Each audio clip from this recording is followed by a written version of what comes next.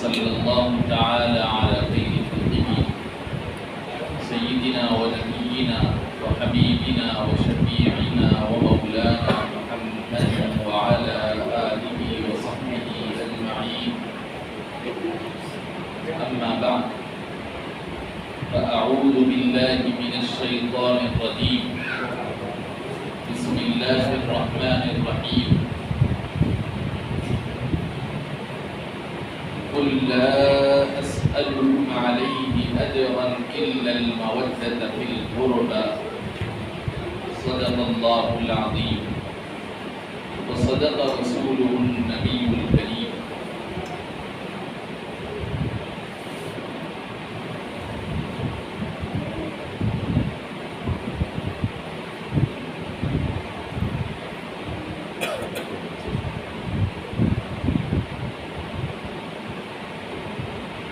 میرا کفارہ گناہوں کا جو ذکر اولیاء.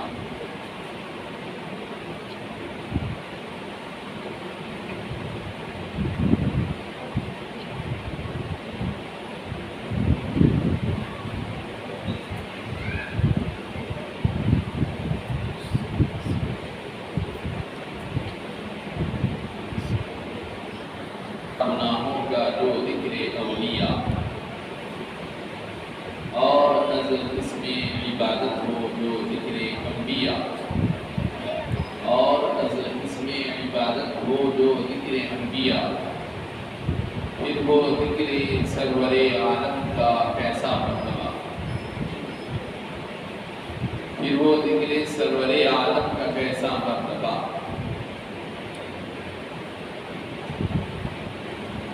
میرا کفارہ گناہوں کا جو ذکر اولیاء. شیخ الاسلام بانی جامع نظامیہ امام محمد انوار اللہ فاروقی رحمۃ اللہ علیہ بزرگان دین اہل اللہ اور صالحین کے تذکرے میں بھی کیا فوائد ہیں، اس کے کیا فیوض و برکات ہیں. انبیاء کا تو مقام وہ اپنی جگہ، انبیاء تو بہت اونچی شان اور رفعت کے مالک ہیں، لیکن اللہ تعالیٰ کے جو خاص اور مقرر کرتے ہیں ان کا ذکر اور ان کا تذکرہ خیر بھی ہماری زندگیوں میں خیر برکت دین دنیا اور آخرت کی بھلائی خیر خوبی سے خالی نہیں. اس تذکرے میں شریک ہونے سننے جمع ہونے والے اور اہتمام کرنے والے منتظمین دلچسپی لینے والے یہ دنیا اور آخرت کی سعادتوں اور برکتوں سے مالا مال میں. فرماتے ہیں حضرت شیخ الاسلام حدیث شریف کی روشنی میں گہرا کفارہ گناہوں کا جو ذکر اولیاء اور حضرت اس میں عبادت ہو جو ذکر انبیاء. پھر وہ ذکر سرور عالم کا کیسا مرتبہ. جن کا ذکر پاک ہے گویا کے ذکر کبریا. جن کا ذکر پاک ہے گویا کے ذکر کبریا. کیسی طاعت ہوگی وہ جس میں وہ خود حق بھی شریک. کیسی طاعت ہوگی وہ جس میں وہ خود حق بھی شریک. ہے جو طاعت سے بری جس کا نہیں کوئی شریک. ہے جو طاعت سے بری جس کا نہیں کوئی شریک.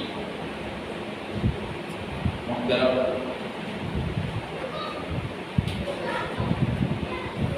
امام خطیب مسجد ہادہ عزیزاً مولوی حافظ القاری محمد عمران نظامی صاحب کامل جامع نظامیہ اور مسجد ہادہ کے معزز ذمہ داران کمیٹی کے ارباب مجاز بزرگان ملت و برادران اسلام، السلام علیکم ورحمۃ اللہ وبرکاتہ.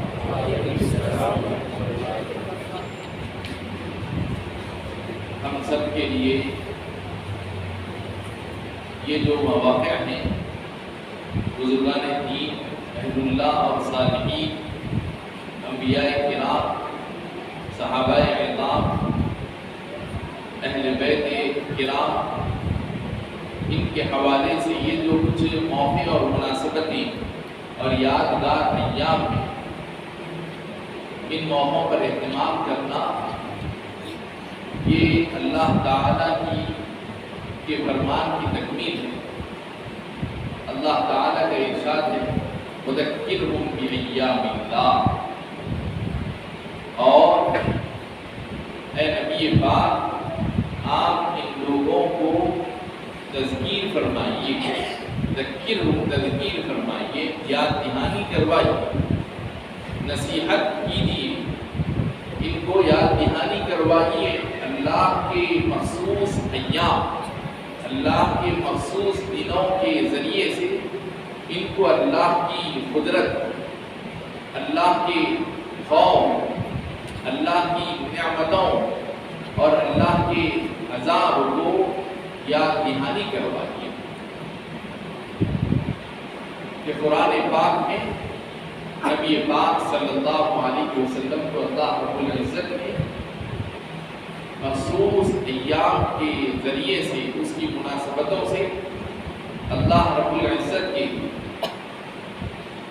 بشارتیں اور اللہ رب العزت کے وعدے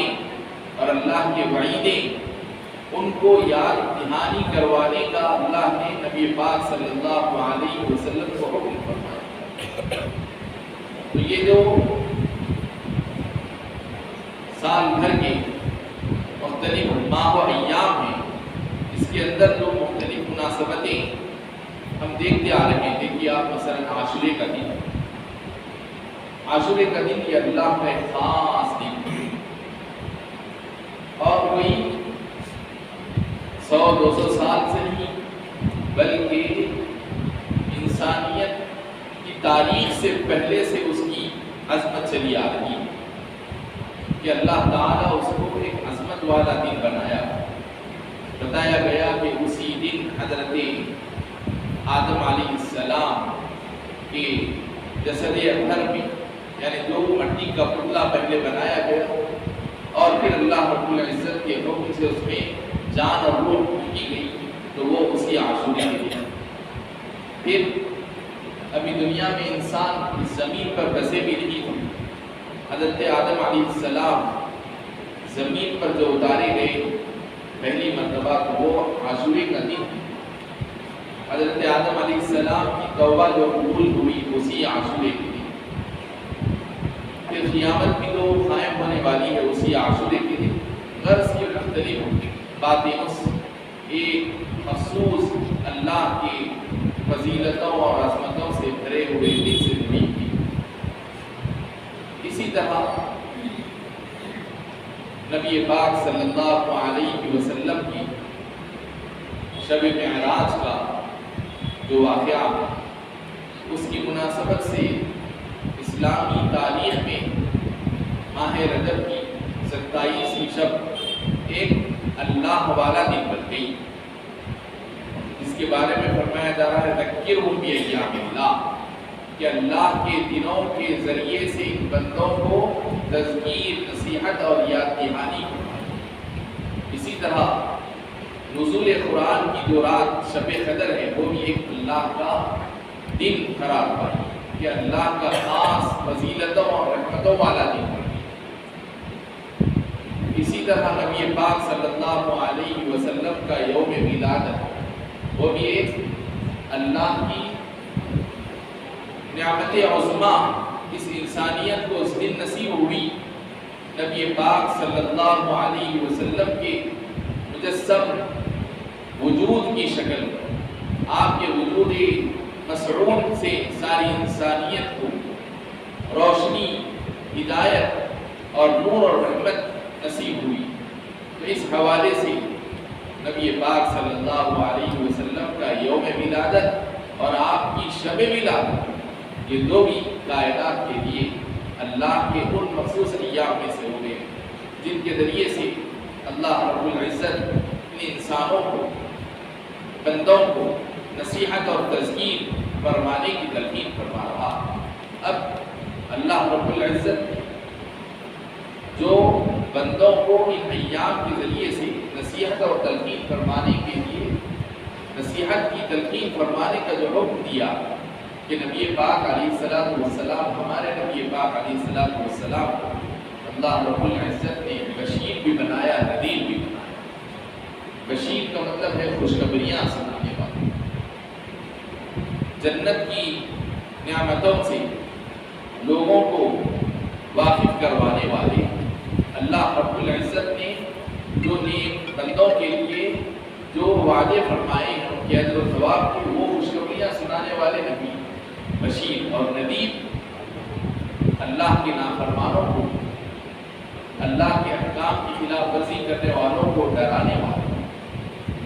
تو اللہ رب العزت اپنے مخصوص ایام میں، اللہ کے یہ ایام حضور کی اس صفت بشارت اور حضور کی اسی صفت انذار کے حوالے سے، اللہ کے وعدوں کے حوالے سے اور اللہ کی وعیدوں کے حوالے سے یہ اللہ کے ایام۔ مثلا یہ اگر آپ دیکھیں جنگ بدر کا جو دن، جنگ بدر کی تاریخ فتح کا جو دن، وہ مسلمانوں کے لیے بشارت کا دن اور کافروں کے لیے ڈر، خوف اور عذاب کا دن۔ تو اس میں نبی پاک صلی اللہ علیہ وسلم کی صفت بشارت کی اس میں جھلک رہی، نبی پاک صلی اللہ علیہ وسلم کی صفت نذیر کی اس کے اندر جھلک رہی ہے کہ مسلمانوں کے لیے نبی پاک علیہ السلام کی شان بشارت یوم بدر اور یوم الفرقان میں جھلکی، نمایاں ہوئی، اور کفار کے لیے تا قیامت کے لیے نبی پاک علیہ السلام نذیر مبینہ بن کر تشریف لائے۔ تو حاضرین محترم، اللہ رب العزت کے نیکوکار جو بندے اہل اللہ اور صالحین، جنہوں نے اپنی زندگیوں کو راہ خدا میں فنا کیا، اپنی ذات کے لیے انہوں نے کچھ نہیں رکھ دیا، بس اپنی ذات، اپنی پوری زندگی للہ فی اللہ انہوں نے گزاری، تو ان کی وفات کا دن، ان کے وصال کا دن، ان کی شہادت کا دن، یہ اللہ کے اس کائنات کے ان یادگار، متبرک اور مقدس ایام میں سے شامل، جس کے حوالے سے دوسرے بندوں کو نصیحت کرنے کی تلقین فرمائی گئی ہے۔ اسی لیے حضرت شیخ الاسلام بانی جامع نظامیہ امام محمد ادوار اللہ فاروقی رحمۃ اللہ علیہ جس وقت یہاں اسلامی حکومت نظام بادشاہ کی قائم تھی اور آپ اس کے وزیر امور مذہبی اور اوقاف کے منسٹر تھے، اس زمانے میں حضرت شیخ الاسلام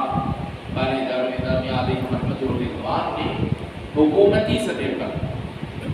پوری ریاستی سطح پر، یعنی پورے نظام اسٹیٹس کے جو موجودہ تلنگانہ اور کچھ آندھرا پردیش کے کچھ حصے، کچھ کرناٹک کے گلبرگہ، بیدر، کچھ علاقے، کچھ مہاراشٹر کے اورنگ آباد، ناندیڑ وغیرہ کے کچھ علاقے، اس طرح یہ ایک پورا نظام کا دگن اسٹیٹ کہلاتا تھا، ایک اسلامی ریاست تھی۔ اس اسلامی ریاست کے حضرت شیخ الاسلام منسٹر آف ریلیجیس افیئرس، وزیر امور مذہبی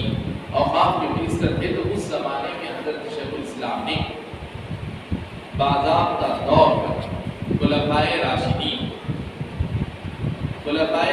چاروں خلفائے راشدین اور شہادت حسنین کریمین، عام طور پر یوم عاشورہ کو خیر زور و شور سے اہتمام کے ساتھ منایا جاتا ہے، لیکن لوگوں کو غفلت ہو جاتی ہے حضرت امام حسن رضی اللہ عنہ کی شہادت کے حوالے سے۔ اسی طرح امام اعظم ابو حنیفہ رحمۃ اللہ علیہ، جن کا پوری اسلامی دنیا پر، مسلمانوں پر ایک بڑا احسان ہے کہ انہوں نے قرآن اور حدیث کی روشنی میں فقہ کے مسائل کو آسانی کے لیے مسلمانوں کے لیے تیار کر کے پیش کیا، ان سے لوگوں کو واقفیت نہیں ہوئی۔ ان کے یوم وفات حضرت شیخ الاسلام بانی جامع نظامیہ ایک تاریخی نوعیت سے حکومتی سطح پر تعطیل کا اعلان کروایا۔ اسی طرح حضرت خواجہ اجمیری رحمۃ اللہ 11ویں شریف کی تعطیل کو باضابطہ منظور کروایا حکومتی سطح پر۔ پوری اسلامی ریاست نظام اسٹیٹ کو اس دن سرکاری تعطیل ہوا۔ خواجہ اجمیری رحمۃ اللہ علیہ 11ویں 12ویں کا تو ماشاءاللہ الحمدللہ اہتمام عرصہ دراز سے ہوتا آیا، لیکن 11ویں کے موقع پر کوئی خاص تعطیل نہیں ہوئی۔ حضرت شیخ الاسلام نے سرکاری سطح پر اس تعطیل کو منظور کروایا۔ حضرت خواجہ اجمیری کا پورے اہل ہند پر، ہندوستان والوں پر بڑا احسان کہ آپ یہاں پر دین اسلام کی نشر و اشاعت کا بڑے پیمانے پر کام کیے۔ تو حضرت خواجہ اجمیری کے سارے اہل ہند احسان مند، اس لیے حضرت خواجہ اجمیری کی 6ویں شریف جو رجب کی 6 تاریخ کو، اس روز حضرت شیخ الاسلام نے ایک تعطیل سرکاری سطح پر منظور کروائی۔ تو مقصد کیا ہے؟ حضرت شیخ الاسلام نے بھی یہ تعطیلات ساری سلطنت آصفیہ اسلامیہ میں منظور کروا کر لوگوں کے لیے موقع فراہم کیا کہ اسی لوگ فرصت پا کر اپنے روزمرہ کے مشاغل سے یا سرکاری ڈیوٹی وغیرہ سے فارغ ہو کر اس روز مل بیٹھ کر کچھ ان بزرگان دین کا تذکرہ سنیں اور سنائیں، اور ان کے ایصال ثواب کے لیے کوئی ختم قرآن، درود اور ذکر و تسبیح وغیرہ کی محفلیں منعقد کریں، اور اپنے ان اسلاف کے کارناموں کو یاد کر کے اپنی اس پرانی گزری ہوئی تاریخ سے اپنے آنے والے مستقبل کو بنانے کی، تعمیر کرنے کی تیاری کریں۔ اس لیے کہ جو قوم اپنے ماضی کو بھول جاتی، جو قوم اپنے اسلاف کو، اپنے بزرگان دین کو فراموش کر بیٹھی ہے، اس قوم کو اپنے آگے کا، اپنے مستقبل کا راستہ صحیح طور پر متعین نہیں ہوتا ہے، اور آگے اور مستقبل اس کے لیے دھندلا ہو جاتا۔ تو حاضرین محترم، ان چند بنیادی باتوں کے بعد میں اپنے اصل موضوع پر عرض کرنے کے لیے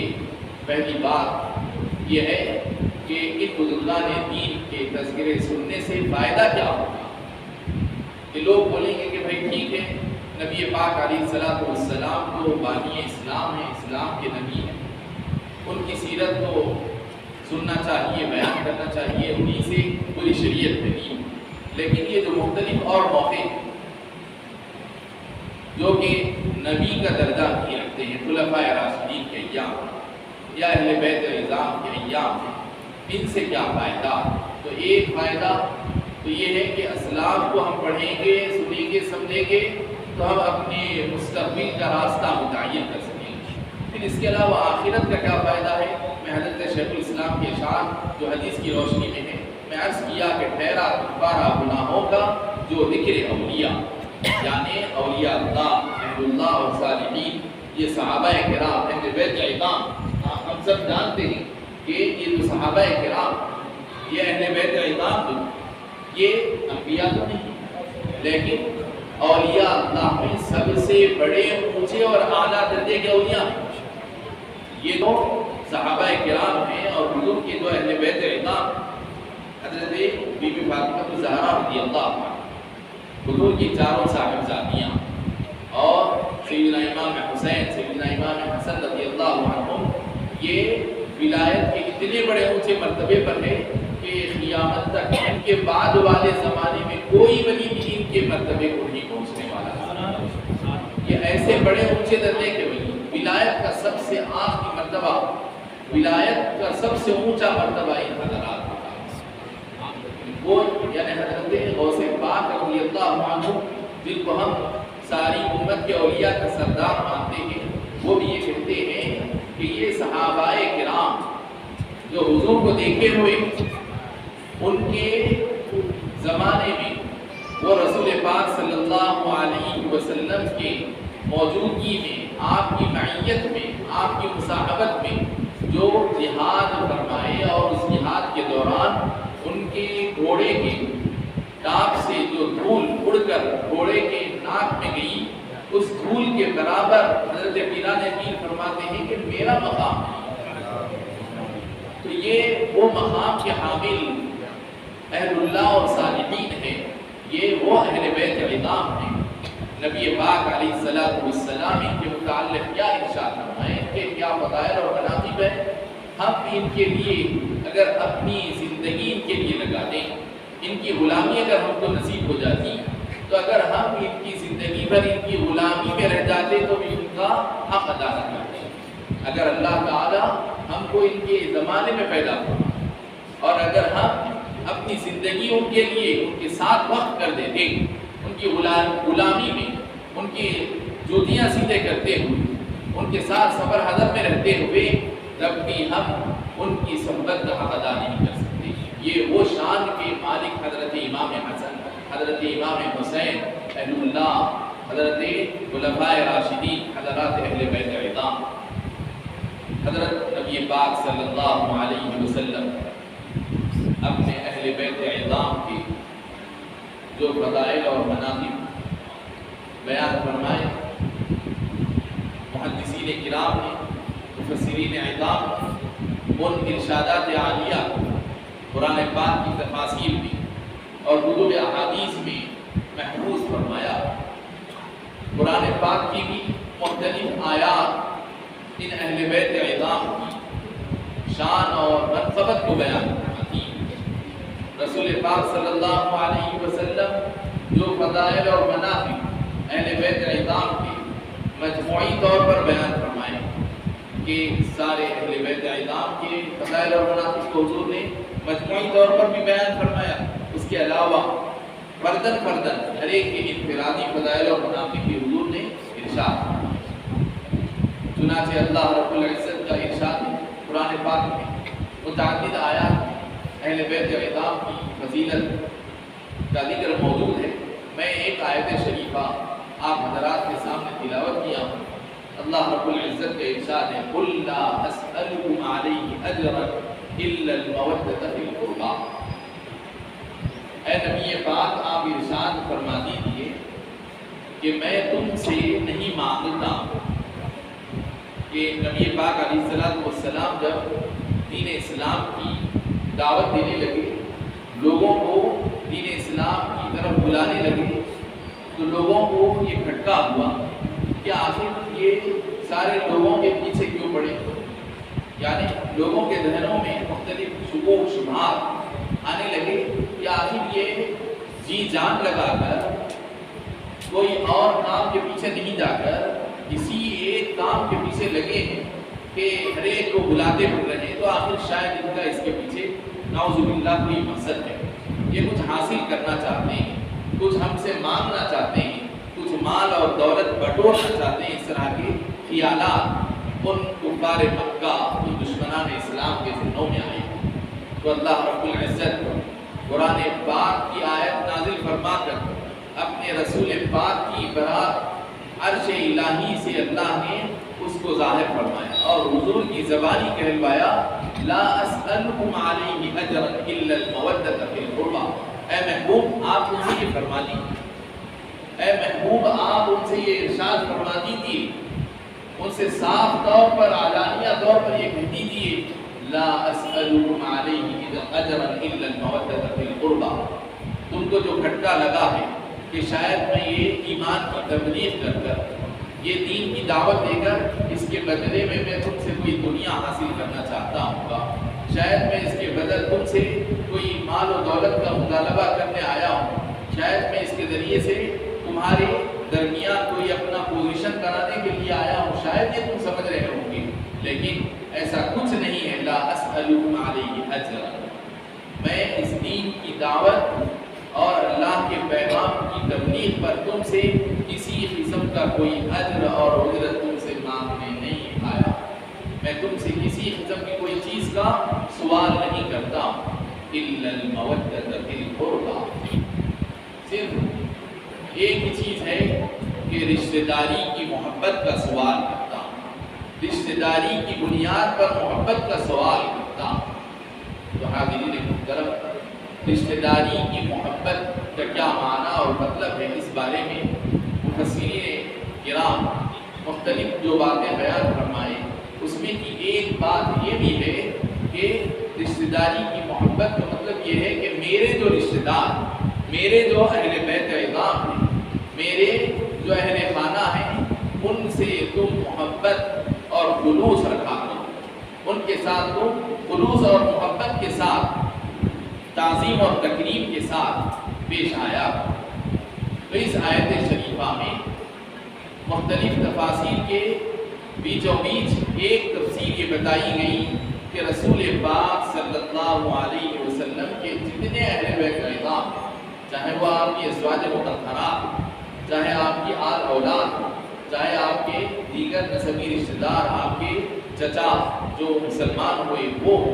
یا پھر حضرات حسنین کریمین، حضرت سیدنا امام حسن مجتبی، سیدنا امام حسین رضی اللہ عنہما کیوں نہ ہو، ان سب کے ساتھ محبت رکھنا، ان سب کے ساتھ قلبی وابستگی رکھنا، ان کو اپنی عقیدتوں کا مرکز بنائے رکھنا، ان کو قابل تکلیم سمجھنا، ان کی زندگیوں میں جو اسوہ اور نمونہ ہمارے لیے ملتا ہے اس پر عمل پیدا ہونا۔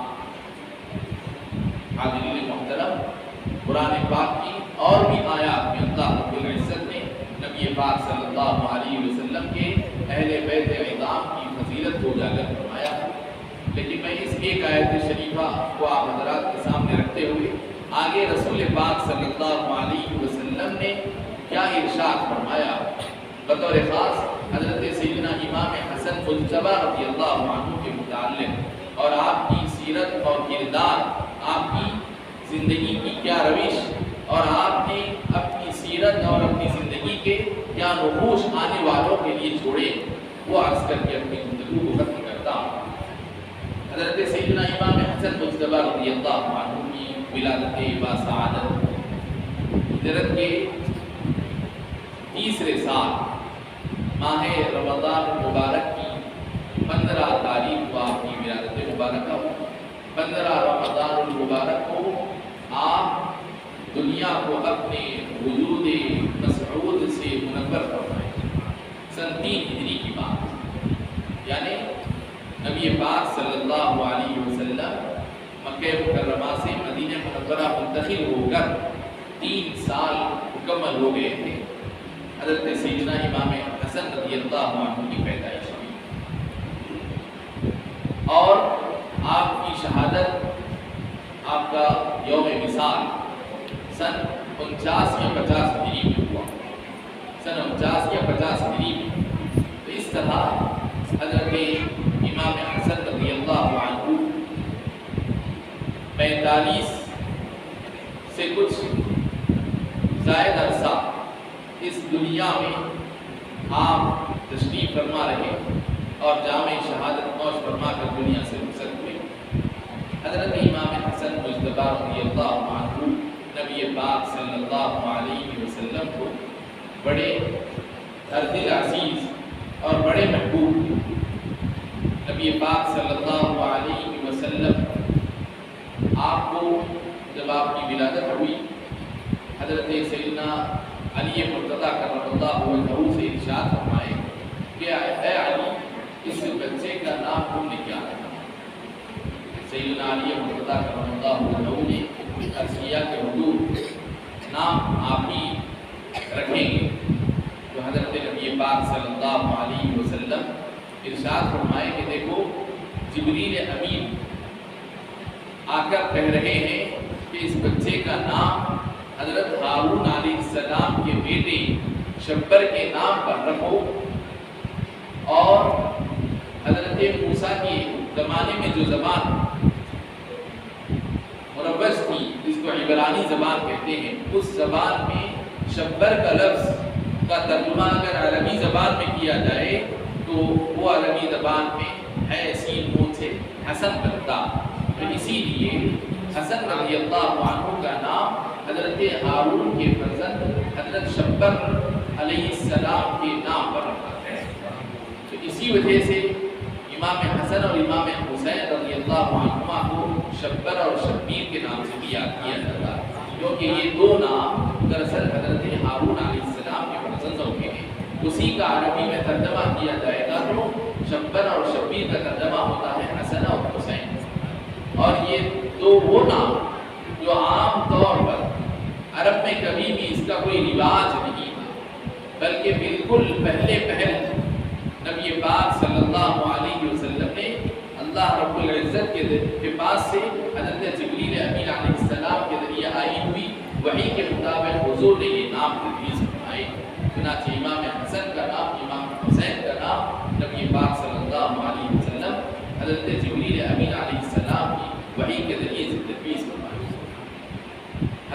امام حسن مجتبی رضی اللہ عنہ کی پیدائش کے مولی ساتویں روز نبی پاک صلی اللہ علیہ وسلم نے ان کا عقیقہ کروایا اور ان کے سر کے بال منڈوا کر بالوں کے برابر وزن کی چاندی کا صدقہ کروایا۔ حضرت امام حسن مجتبی رضی اللہ عنہ نبی پاک صلی اللہ علیہ وسلم کے آغوش عاطفت میں پلتے بڑھتے رہے۔ آپ کی راست نگرانی حضرت امام حسن امام حسین رضی اللہ عنہما کی تعلیم اور تربیت چلتی رہی۔ دونوں حضرات تقریباً بہت سارے معمولات، بہت سارے خصوصیات میں جو خصوصیتیں امام حسن رضی اللہ عنہ کو وہی ساری حضرت امام حسین رضی اللہ عنہ کو بھی حاصل ہے۔ ایسے نہیں کہ امام حسن کو کوئی چیز، کوئی خصوصیت امام حسن کے پاس ہے اور امام حسین کے پاس نہیں، یا کوئی امام حسین رضی اللہ عنہ کے پاس کوئی خصوصیت امام حسن کے پاس نہیں، اس لیے کہ دونوں کی عمر شریف ایک سال کے فرق کے ساتھ قریب چلتی ہے۔ تو جو عنایات رسول پاک صلی اللہ علیہ وسلم کی امام حسن کو حاصل ہوتی رہی، وہی امام حسین رضی اللہ عنہ کو بھی حاصل ہوتی رہی۔ اب رہا جو قدرت خداوندی سے جو فرق دونوں کو رہا وہ رہا اپنی جگہ۔ مثلا یہ کہ امام حسن رضی اللہ عنہ دیکھیں یہاں تک کہ شہادت تو دونوں کو بھی نصیب ہوئی، شہادت دونوں کو بھی نصیبہ ملی، لیکن حضرت امام حسن کی شہادت کی نوعیت الگ ہے، امام حسین کی نوعیت کی شہادت الگ ہے۔ اچھا، پھر دونوں میں مشابہت کی بات جب آتی،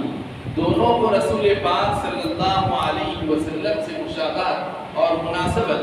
دونوں کو ظاہری طور پر رسول پاک صلی اللہ علیہ وسلم کے جسم اقدس سے ظاہری طور پر شکل و صورت میں مشابہت۔ اسی طرح حضور کے کیفیات، حضور کی عادات و اخبار، حضور کے اخلاق و عادات میں بھی دونوں کو مناسبت اور مشابہت۔ ایسا نہیں کہ امام حسن تو مشابہ ہیں اور نعوذ باللہ امام حسین کو مشابہت کا حصہ نہیں ملا، اس پر یا امام حسین کو مل گیا مشابہت والا حصہ اور امام حسن کو نہیں ملا۔ تو یہاں تک کہ اللہ رب العزت کو بھی یہ منظور ہے کہ دونوں کے اندر کوئی فرق رکھا ہے، کیونکہ یہ بات خود حضرت نبی پاک صلی اللہ علیہ وسلم کو گوارا نہیں تھی کہ دونوں میں سے کسی ایک کو تکلیف ہو۔ حضور خود صاف طور پر ارشاد فرماتے ہیں ایک موقع پر کہ اے فاطمہ، ان بچوں کے رونے سے مجھ کو تکلیف ہوتی ہے، ان بچوں کے رونے سے مجھے تکلیف ہوتی ہے۔ تو لہذا حضور کو بھی یہ پسند نہیں تھا کہ دونوں کو کسی طور پر دونوں میں کوئی فرق برتا جائے۔ تو اللہ رب العزت نے بھی قدرتی طور پر یہ انتظام کر رکھا کہ دونوں کے اندر کوئی امتیاز اور فرق صرف ایک ذات کا، اور کچھ قدرتی طور پر جو انسان کے اندر جو امتیازات ہوتے ہیں بس اس بنیاد پر، لیکن جو تربیتی ماحول، جو انسانی معاشرے اور ماحول کی طرف سے جو چیزیں ملتی ہیں، ان سب باتوں میں حضرت امام حسن اور امام حسین رضی اللہ عنہما برابر کے شریک ہیں۔ تو موت بھی نصیب ہوئی تو شہادت والی دو، تعلیم و تربیت نصیب ہوئی تو دونوں کو آقا کی تعلیم اور تربیت، دونوں کو صحبت نصیب ہوئی۔ دونوں نبی پاک صلی اللہ علیہ وسلم کی خدمت میں جب چلنے پھرنے کے قابل ہو گئے تو برابر مسجد نبوی میں حضور پاک صلی اللہ علیہ وسلم کے پہلو و پہلو رہا کرتے۔ نبی پاک علیہ السلام ایک مرتبہ حضرت اسامہ بن زید رضی اللہ عنہ صحابی رسول ہیں، یہ بھی حضور کے چہیتے ہیں، حضرت اسامہ بن زید رضی اللہ عنہ، حالانکہ حضور کے کوئی نسبی خاندانی رشتہ دار نہیں، حضور کے نسب سے ان کا کوئی تعلق نہیں، حضور کے خاندان اور قبیلے سے ان کا کوئی تعلق نہیں، حضور کے جسم مبارک کا خون ان کے جسم مبارک میں نہیں، لیکن خدا کی کرنی ایسے ہوئی کہ ان کے والد حضور کے پاس اپنے بچپن میں پہنچ گئے۔ ایک الگ تفصیل کبھی انشاءاللہ گفتگو کے دوران آگئی ہوگی انشاءاللہ اس کو بیان کریں، کیونکہ موضوع ہمارا حضرت امام حسن مجتبی رضی اللہ عنہ۔ تو بہرحال حضرت اسامہ بن زید رضی اللہ عنہ، ان کے والد زید رضی اللہ عنہ حضور کی خدمت میں پہنچ گئے، تو حضور کو ان سے اتنا لگاؤ رہا، ہمیشہ ان کو اپنے گھر کے فرد کی طرح سمجھا کرتے ہیں اور اپنے اہل بیت میں شامل فرمائے۔ حضور نے ان کا نام اپنے اہل بیت میں شامل فرما دیا، جیسے کہ حضرت امام حسن امام حسین تو حضور کے گھرانے میں پیدا ہوا، حضور کی نسل پاک سے آپ کا تعلق، لیکن حضرت اسامہ کا تعلق حضور کی نسل سے نہیں ہے، لیکن حضور نے فرمایا یہ میرے اہل بیت۔ تب حضرت اسامہ فرماتے ہیں کہ ایک مرتبہ میں کسی غرض سے حضور کی خدمت میں پہنچا، حضور پاک صلی اللہ علیہ وسلم چادر مبارک اوڑھے ہوئے ہیں، آپ کے جسم اقدس کے اوپر کوئی چادر اور شال اوڑھی ہوئی ہے، اور آپ کے دونوں بازو کمر کے پاس کچھ بوجھ معلوم ہو رہا ہے، کوئی چیز رکھی ہوئی ہے چادر کے اندر، دکھائی نہیں دے رہی۔ میں حضور پاک علیہ السلام سے عرض کیا کہ حضور یہ کچھ کوئی غیر معمولی چیز آپ کے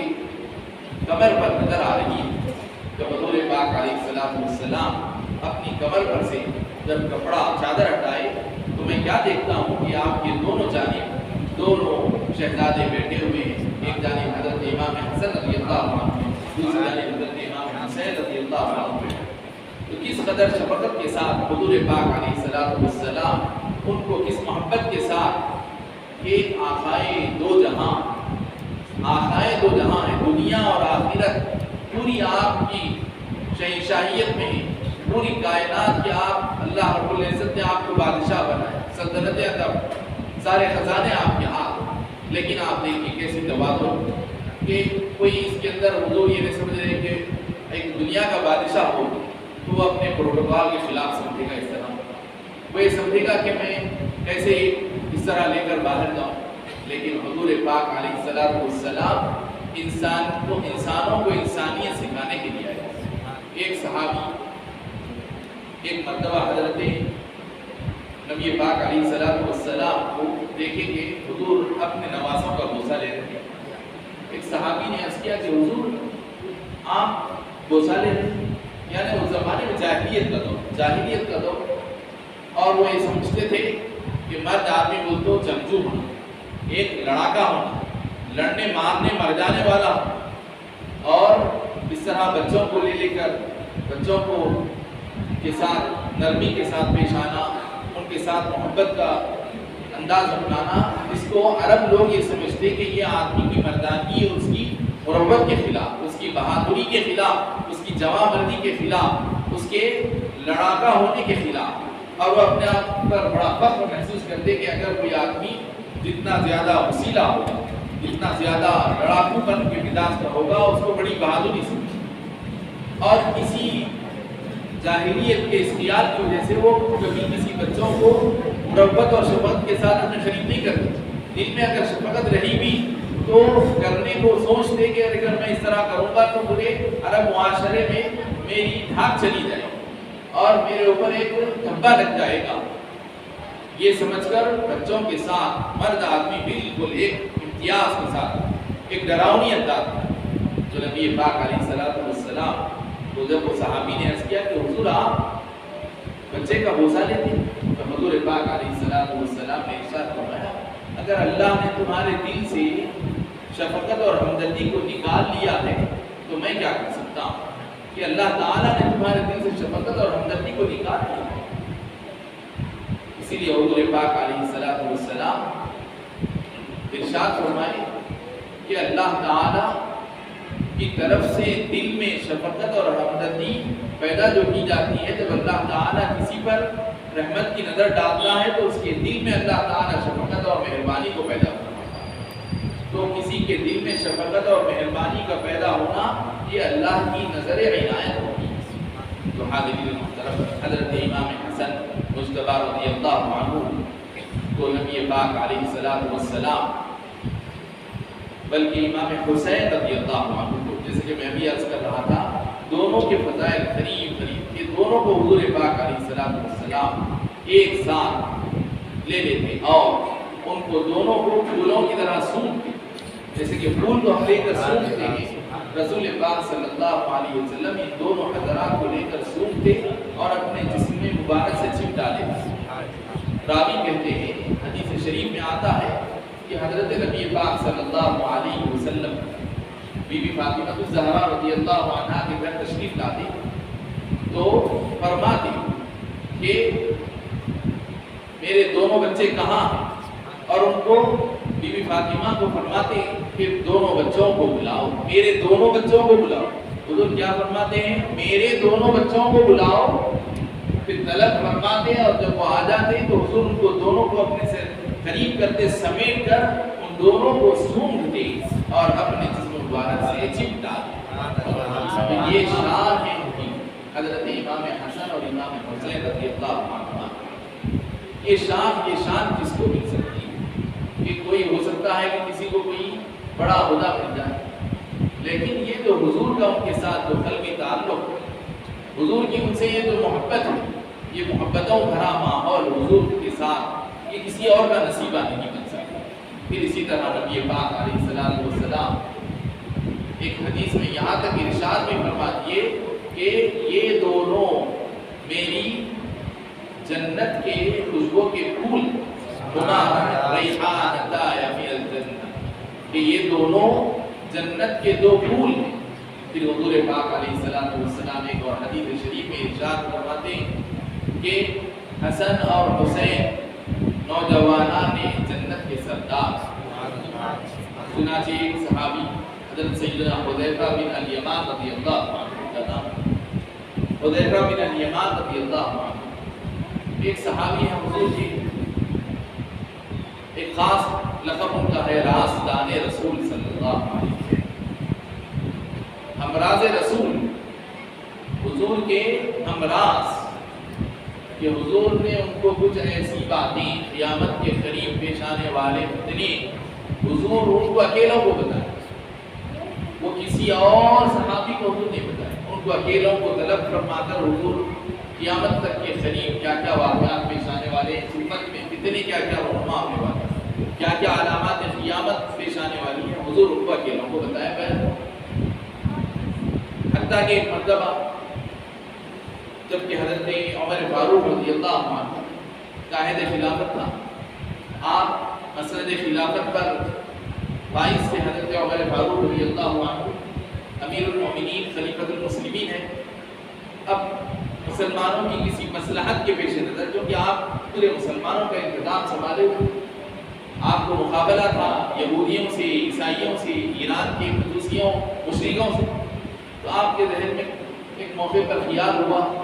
کہ مسلمانوں کی مصلحت کے سلسلے میں کچھ معلومات حذیفہ رضی اللہ عنہ سے لینا چاہیے تاکہ اس کی روشنی میں ہم کو آگے کی منصوبہ بندی کرنے میں مدد ملے۔ اس طرح کا کچھ خیال حضرت عمر فاروق رضی اللہ عنہ کو ہوا تو حضرت عمر فاروق حضرت حذیفہ سے اس بارے میں پوچھے تو حضرت حذیفہ رضی اللہ عنہ نے نفی میں جواب دیا اور فرمایا کہ آپ کو اس راز سے، حضور کی بتائی ہوئی اس اطلاع سے آپ کا کیا تعلق ہے، آپ کا کیا واسطہ؟ تو حضرت حذیفہ رضی اللہ عنہ نے وہ بات، وہ راز حضرت عمر فاروق رضی اللہ عنہ کو بھی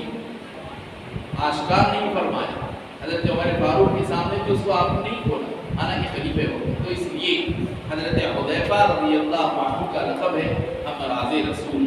رازدان رسول۔ تو یہ حضرت حذیفہ رضی اللہ عنہ ایک مرتبہ، یہ شاید ان کا گھر مسجد نبوی سے کچھ دور تھا یا کوئی اور وجہ تھی، ان کی والدہ ان کو رات کے وقت کی نمازوں کے لیے مسجد نبوی کو نہیں چھوڑا کرتی، دن کے وقت میں یہ مسجد نبوی میں جاتے اور نمازیں پڑھنے کا رات ہونے سے پہلے آتے، یعنی ظہر کو چلے گئے، عصر پڑھ لیے، لیکن مغرب ہونے سے پہلے یہ گھر آ جاتے اور مغرب سے پہلے اپنے والدہ کے پاس موجود ہوتے۔ ممکن ہے ان کو جانے آنے میں ایک تو گھر کی دوری اور رات کا اندھیرا، اس وجہ سے والدہ شاید ان کی جان کا کوئی خطرہ، ان کے لیے کوئی چیز خطرہ محسوس کرتے، یا پھر والدہ اکیلی ہونے کی وجہ سے یہ جا کر آئے تک رات کا اندھیرا ہے، رات کا وقت رہے گا، تو والدہ یا تو اپنے خطرے کی وجہ سے یا بیٹے کے خطرے کی وجہ سے رات کی نمازوں کی اجازت نہیں دیا کرتے تھے مسجد نبوی میں، کیونکہ گھر دور۔ تو ایک روز بطور خاص حضرت حذیفہ رضی اللہ عنہ اپنی والدہ سے اجازت چاہتے ہیں کہ اگر آپ اجازت دیں تو میں حضور کی خدمت میں جا کر وہاں حضور کے ساتھ مغرب کی نماز پڑھ لے کر میں حضور سے اپنے لیے اور آپ کے لیے مغفرت کی درخواست کر کے آؤں گا۔ تو حضور پاک علیہ السلام کے ساتھ حضرت حذیفہ رضی اللہ عنہ مغرب پڑھ لی۔ مغرب کے بعد پھر عشاء کی نماز بھی ہو گئی۔ نبی پاک علیہ السلام عشاء کی نماز اور اس کے ساتھ جو سنتیں وغیرہ ان سب سے فارغ ہونے کے بعد نبی پاک صلی اللہ علیہ وسلم جب واپس مسجد نبوی سے نکلنے لگے تو حضرت حذیفہ رضی اللہ عنہ حضور کے پیچھے پیچھے چلے۔ حضور پاک علیہ السلام تو اللہ رب العزت نے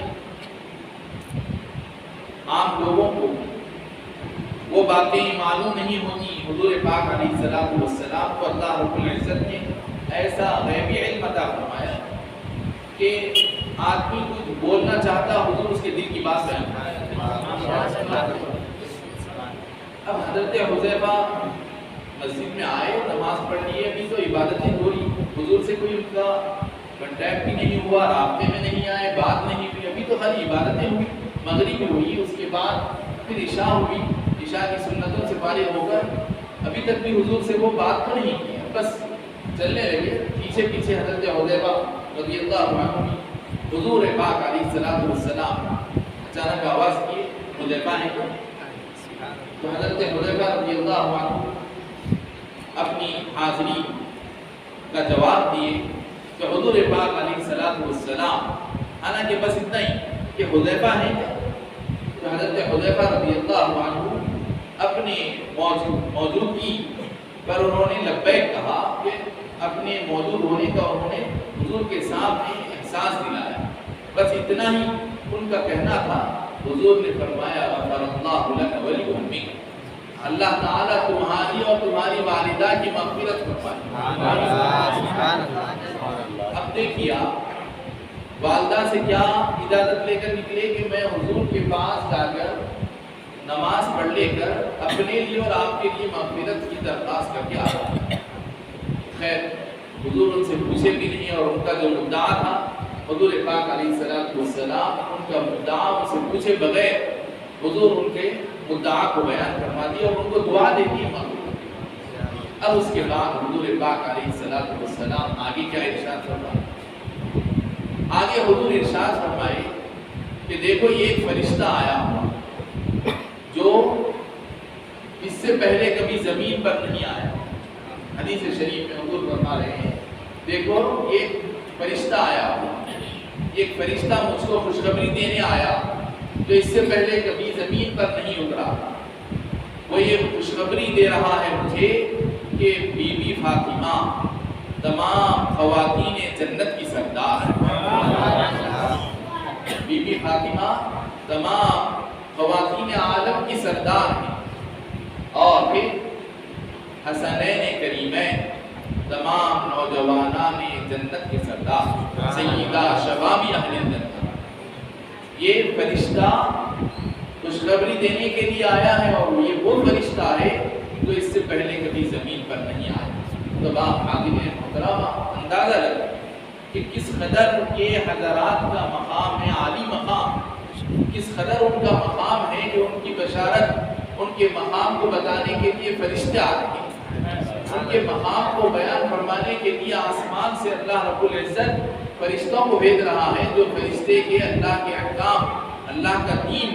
اللہ کے پیغامات لانے کے لیے ہوتے ہیں۔ وہ فرشتے جس طرح دین کے مسائل اور دین کے احکام بیان کرنے کے لیے آتے ہیں، اللہ تعالیٰ کے پاس سے وہی فرشتے کسی کی فضیلت بیان کرنے کے لیے آتے ہیں۔ نبی پاک صلی اللہ علیہ وسلم حضرت امام حسن مجتبی رضی اللہ عنہ جب مسجد میں داخل ہوتے، اگر آپ منبر پر خطبہ دے رہے ہو، مسجد نبوی میں منبر پر خطبہ دے رہے ہوتے اور حضور پاک علیہ السلام ان حضرات کو، چونکہ ابھی ان کا بچپن تھا، بالکل ابھی لڑکپن کی عمر تھی، پیر ابھی پوری طرح سے، جیسے یہ چلنا پوری طرح سے آ جانے کے بعد کی کیفیت الگ ہوتی۔ کبھی ایسے ہوتا کہ یہ دونوں حضرات ننھے منھے مسجد نبوی میں داخل ہوتے ہوئے حضور دیکھتے ممبر شریف کے اوپر سے خطبہ دے رہے ہیں۔ خطبہ آپ سمجھتے ہیں نماز جمعہ کا خطبہ، نماز جمعہ کا جو خطبہ ہوتا ہے وہ نماز جمعہ کے لیے شرط ہے، یعنی اگر خطبہ نہ دیا جائے بغیر خطبے کے جمعہ کی نماز نہیں ہوتی۔ آپ یاد رکھیں مسئلہ شریعت کا کہ عید کی نماز پھر بھی بغیر خطبے کے ہو جا سکتی، عید کی نماز بغیر خطبے کے ہو جا سکتی، لیکن جمعہ کی نماز اگر امام صاحب خطبہ نہیں دیں تو خطبہ جمعہ کی نماز ہوگی نہیں۔ یہ اور بات ہے کہ کوئی آنے میں دیر سے آیا اس کو خطبہ نہیں ملا، ایک الگ بات، لیکن مسجد میں اگر امام صاحب خطبہ ہی نہیں دی اور سیدھے جمعہ کی نماز پڑھ رہے تو خطبہ اگر نہ ہو تو جمعہ کی نماز درست نہیں ہوگی۔ یہ شان ہے خطبے، تو اس خطبے کو اگر نبی پاک صلی اللہ علیہ وسلم مسجد نبوی کے ممبر پر دے رکھے اور ایسے وقت میں حضرات حسنین کریمین مسجد میں داخل ہوتے ہوئے حضور دیکھ رہے اور چونکہ صحابہ کا ہجوم بیٹھا ہوا، وہ معصوم حضرات، ان کو چل کر آنے میں دقت اور تکلیف ہوتی، تو حضور اس کا احساس کر کے جو ہی نظر پڑتی اپنا خطبہ روک کر ممبر سے اتر کے اور آگے بڑھ کر ان کے قریب تک پہنچ کر ان کو اپنے گود میں اٹھا کر لے کر آتے اور پھر اپنے پاس ممبر پر بٹھاتے اور پھر دوبارہ خطبے کو جاری کرتا۔ تو حاضرین محترم، کس قدر حضرات امام حسن اور امام حسین رضی اللہ عنہما کے ساتھ ابو والہانہ محبت اور تعلق کی ضرورت ہے کہ ان کو ہم پڑھنے کی ضرورت ہے، ان کو سننے کی ضرورت ہے اور ان کی سیرت کو ہماری اپنی زندگیوں میں جاری کرنے کی ضرورت ہے۔ نبی پاک علیہ السلام امام حسن رضی اللہ عنہ کا بچپن، کھیلتے کھیلتے نبی پاک علیہ السلام جب نماز پڑھ رہے ہوتے تو حضور پاک علیہ السلام کے پاس کھیلتے ہوئے اس طرح آ جاتے کہ اگر حضور پاک علیہ السلام رکوع کر رہے تو حضور کے دونوں قدموں مبارک کے درمیان سے، جیسے کہ کسی کمان کے درمیان سے گزرا جاتا، حضرت امام حسن رضی اللہ عنہ بچپن ایک مشغلہ بچوں کا ہوتا، تو نبی پاک علیہ السلام ان کی تکلیف کا خیال کر کے اپنے پیروں کو کچھ اور کشادہ فرما دیتے۔ یہ نہیں کہ نماز پڑھ رہا ہوں میں اور ٹائٹ کر دیتے، بچہ ہے، بچے کا معاملہ بچہ، عبادت ہماری اللہ کے لیے ہو رہی ہے لیکن بچے کو تکلیف نہ ہونے پائے۔ شریعت میں حضور کیا فرمائے کہ ایک صحابی نماز ذرا لمبی پڑھاتے رہے، سنت جو مقدار ہے، مغرب میں جو چھوٹے چھوٹے سورتیں پڑھنا چاہیے، فجر میں لمبی سورتیں پڑھنا چاہیے، تو حضور ہر نماز میں کون سی سورت کیسے کہاں سے کتنا پڑھنا چاہیے حضور بتاتے، لیکن ایک صحابی کے پڑھنے میں کچھ زیادہ ہو جاتا، تو حضور پاک علیہ السلام نے ارشاد فرمایا کہ دیکھو تم نماز پڑھاتے وقت پیچھے جو مصلی ہیں ان کا خیال، کیونکہ ان میں فَإِنَّ فِيكُمْ الضَّعِيفَ وَالْكَبِيرَ وَالْحَاجِ، کہ تم میں کوئی تو کبھی کوئی ضعیف ہوتا،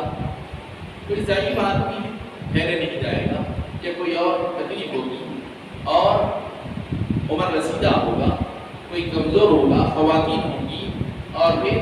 کوئی ضرورت مند ہوگا، ہٹا کٹا بھی ہوگا لیکن اگر ضرورت کے لیے جا رہا تھا لیکن نماز کے خیال سے مسجد میں آیا، اور اگر آپ اس کے لیے نماز لمبی کر دے تو اس کا دماغ نماز میں نہیں رہے گا، تو مسنون خیالات کا خیال رکھ کر نماز پڑھا۔ اور پھر حضور فرمائیں کہ دیکھو جب یہ بچے روتے ہیں تو ان کے رونے کی آواز سے میں نماز کو مختصر کر دیتا ہوں، کیونکہ ان کے رونے کی وجہ سے کہیں ان کی مائیں بے چین نہ ہو جائیں اور ان کی ماؤں کو ان کی نماز میں کوئی خلل نہ ہو جائے، اس لیے میں بچوں کے رونے کی آواز کو سن کر میں اپنی نماز کو مختصر کر دیتا ہوں۔ تو یہ تو عام بچوں کے لیے شریعت ہماری یہ حکم دے، عام بچوں کے لیے ہماری شریعت اتنا لحاظ کر رہی ہے، تو آپ دیکھیے وہ تو نوجوانان جنت کے سردار ہیں، جنت کے پھول ہیں، تو رسول پاک صلی اللہ علیہ وسلم ان کے لیے اپنے دونوں قدم مبارک میں کشادگی پیدا فرماتے تھے تاکہ حضرت امام حسن آسانی کے ساتھ آئیں جائیں، ان کو کوئی تکلیف نہیں۔ پھر اسی طرح جب آپ سجدے میں چلے جاتے تو حضرت نبی پاک صلی اللہ علیہ وسلم سجدے سے اس وقت تک سر نہیں اٹھاتے جب تک کہ امام حسن آپ کی پشت مبارک سے خود نہیں اتر جاتے۔ جو ہی حضور سجدے میں تشریف لے جاتے ہیں، جیسے بچے کرتے ہیں، والد یا گھر میں کوئی بڑے دادا دادی نماز پڑھے ہوں تو ان کی پیٹھ پر چڑھ جاتے ہیں، تو بتایا جا رہا ہے کہ جلدی کرنے نماز کی خاطر یا کسی اور مقصد سے جلدی کر کے ان بچوں کو تکلیف نہیں پہنچانا چاہیے، بلکہ ان بچوں کا خیال کرتے ہوئے اپنے سجدے کو لمبا کرتے ہوئے 3 تسبیح کی جگہ آپ 7 تسبیح پڑھ لیجیے، 11 تسبیح پڑھ لیجیے، لیکن آپ کچھ جلدی کرنے میں جائیں گے اور بچہ پیٹھ کے اوپر سے گر جائے گا، اس کو تکلیف ہو جائے، ایسا نہیں ہونا چاہیے۔ اگر آپ سجدہ لمبا کرتے ہیں تو آپ کی نماز خراب نہیں ہوگی۔ بچہ اگر پیٹھ پر بیٹھا ہوا ہے، آپ 3 کی جگہ 7، 7 کی جگہ 11، بچہ اگر بیٹھا ہوا، آپ غصے سے جھٹ خبا ہو کر آپ جلدی اٹھ جائیں گے، بچے کو تکلیف ہوتی ہے تو یہ اللہ کو پسند نہیں، بلکہ آپ تھوڑی دیر اپنا سجدہ لمبا کریں اور بچہ اطمینان سے اتر سکے۔ تو حضور پاک علیہ السلام حضرات حسنین کریمین اگر پیٹھ پر آ جاتے، پیٹھ پر سوار ہو جاتے تو حضور پاک علیہ السلام اپنا سجدہ ان کی خاطر طویل کرتے تھے، جب تک کہ وہ خود نہیں اترتے حضور پاک علیہ السلام ان کو اترنے کے لیے کوئی ایسا اشارہ بھی نہیں، ان کے اترنے کا انتظار۔ نبی پاک علیہ السلام ان کو اپنے دوش مبارک پر سوار کر لیتے، راستے میں جاتے جاتے چلتے پھرتے اپنی گردن پر اپنے دوش مبارک پر اٹھا لیتے، سوار کرتے۔ ایک مرتبہ حضرت امام حسن رضی اللہ عنہ کو نبی پاک صلی اللہ علیہ وسلم اپنے دوش مبارک پر بٹھائے ہوئے لے جا رہے، اتفاق سے راستے میں کسی صحابی سے ملاقات ہوئی، کسی صحابی نے دیکھ کر عرض کیا کہ نعم المرکب رکبت یا غلام۔ حضور پاک علیہ السلام کے دوش مبارک پر، آپ کے کندھوں پر امام حسن رضی اللہ عنہ بیٹھے ہوئے ہیں، تو صحابی نے دیکھ کر عرض کیا کہ نعم المرکب رکبت یا غلام، اے بچے تم کتنی اچھی سواری پر سوار ہو گئے، تم کتنی اچھی سواری پر تم سوار ہوئے۔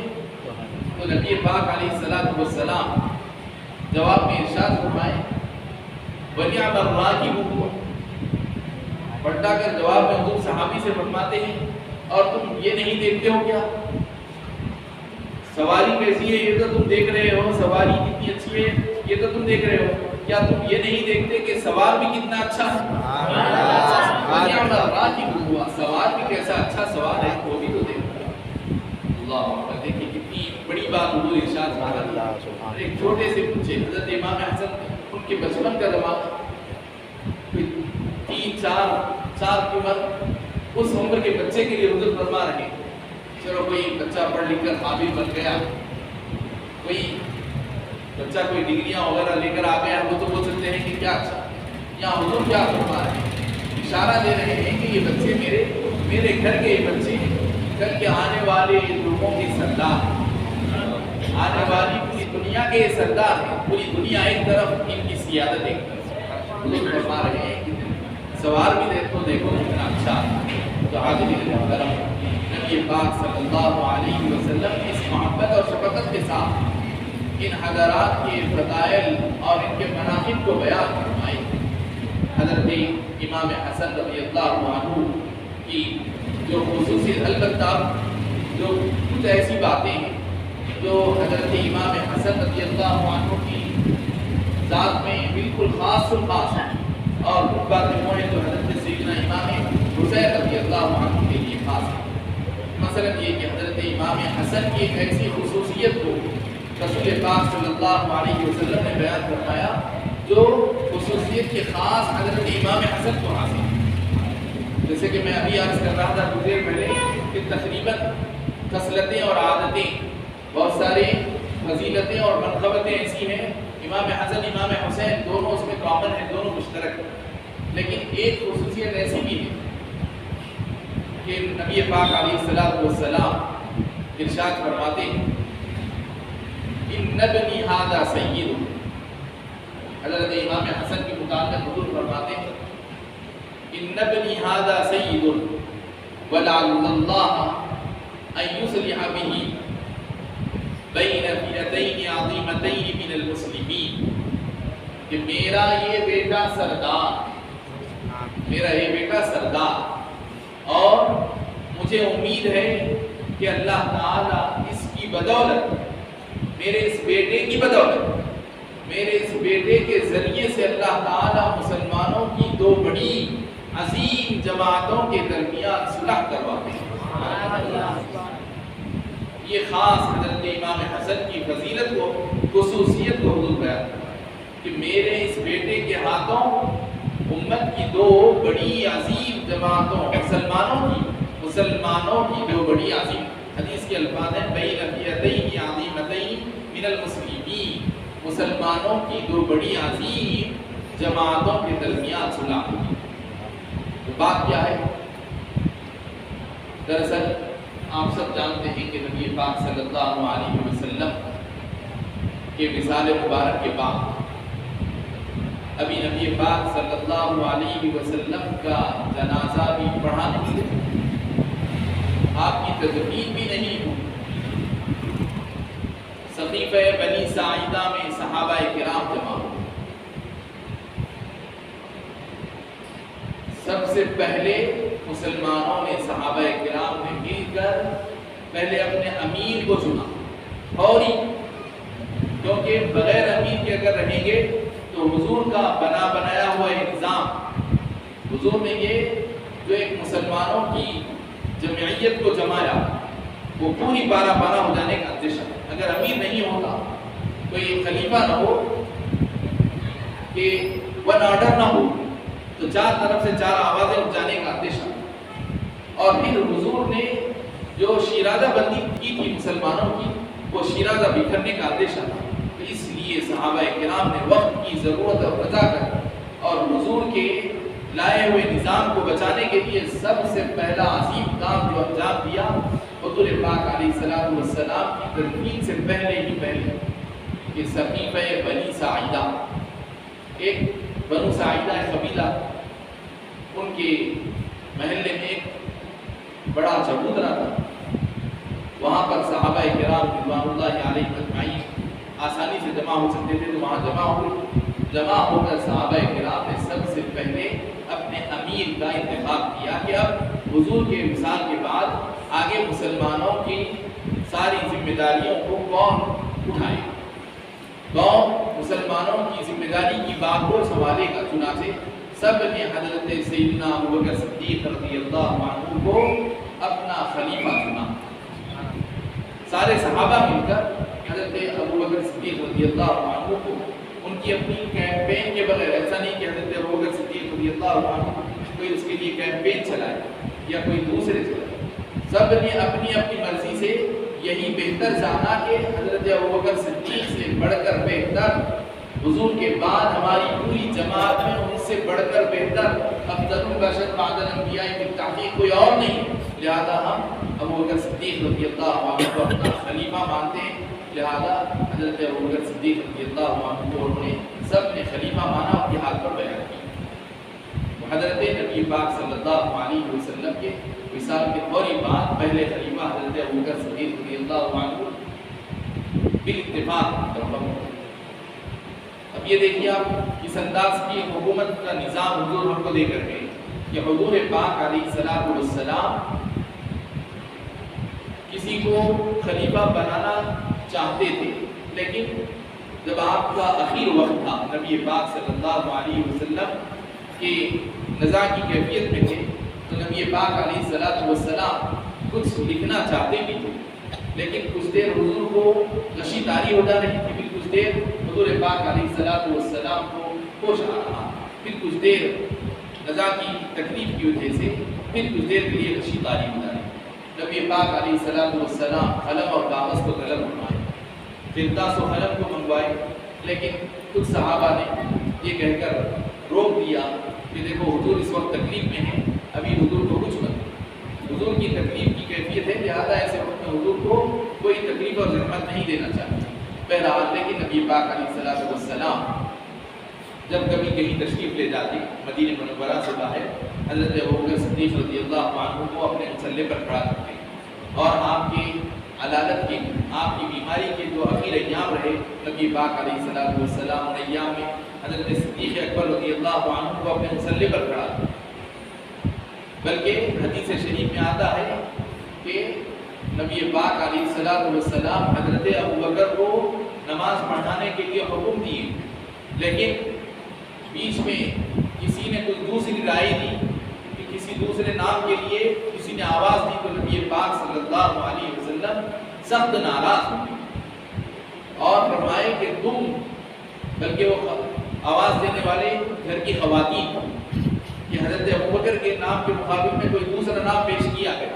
تو اس موقع پر حضور پاک صلی اللہ علیہ وسلم کہ اب ہم کو آنا ہے، میں یہ جو بات عرض کر رہا ہوں دراصل امام حسن رضی اللہ عنہ کیسے اس امت کے درمیان صلح کروائے، اس پوائنٹ پہ آنے کے لیے یہ خلافت کے موضوع کو لے کر آنا پڑ رہا ہے۔ تو بات آئی حضرت ابوبکر صدیق رضی اللہ عنہ کو حضور نے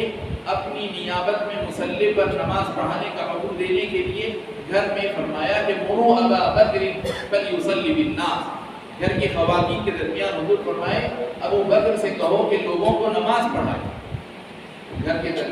کے اندر سے آواز ہے، کسی نے کہا کہ ابو بکر ذرا نرم دل ہے، نرم مزاج ہے، حضور کے فراق میں بے چین ہو جائیں گے، نماز میں طبیعت ان کی بدل جائے گی، غیر ہو جائے گی، لہٰذا بجائے ابو بکر کے حضرت عمر کو کہا جائے گا، اس طرح کی آواز بات ہے۔ تو حضور پاک علیہ السلام سخت خفا، اس غشی کے عالم میں طبیعت اس وقت بالکل مرض الوفات کا عالم ہے، ایسے وقت میں حضور بہت ناراض ہو گیا اور آپ کی زبان مبارک سے جملہ نکلا، انکن صواحبات یوسف، کہ تم لوگ یوسف علیہ السلام کے زمانے میں جو خواتین تھیں، حضور یوسف علیہ السلام کے زمانے میں جو خواتین تھیں، یوسف علیہ السلام کو جس طرح مشورہ دے رہی تھی، غلط مشورہ، تو اس طرح کی تم خواتین، حضور پاک علیہ السلام کے پھر اس ناراضگی کو دیکھ کر پھر وہاں امہات المؤمنین حضور کے بچے کی تکلیف میں حضرت ابوبکر صدیق رضی اللہ عنہ کو مصلی پر کھڑا کروایا۔ تو یہاں حضور یہ اشارہ کیے کہ اب میرا یہ اخیر وقت ہے،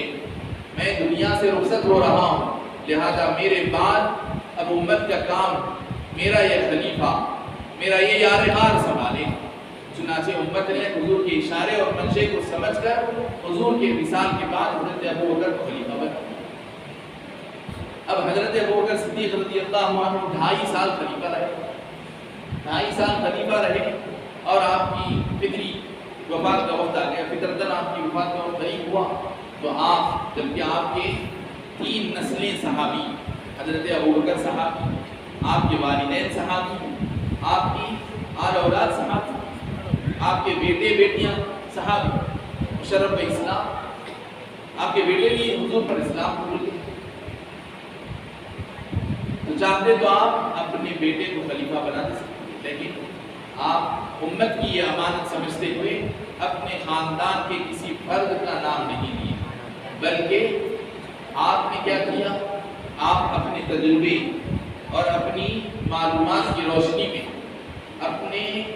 خاندان سے ہٹ کر، صحابہ میں تو سب سے بہتر تھا آپ کی نالج میں، اور پھر دوسرے صحابہ سے مشورہ کر کے آپ بھی سمجھتے تھے ایک نام، دوسرے صحابہ سے مشورہ کیے تو وہی نام آیا، اور وہ نام تھا حضرت عمر فاروق رضی اللہ عنہ، وہ نام تھا حضرت عمر فاروق رضی اللہ عنہ کا۔ تو حضرت عمر فاروق رضی اللہ عنہ کو آپ اپنے طور پر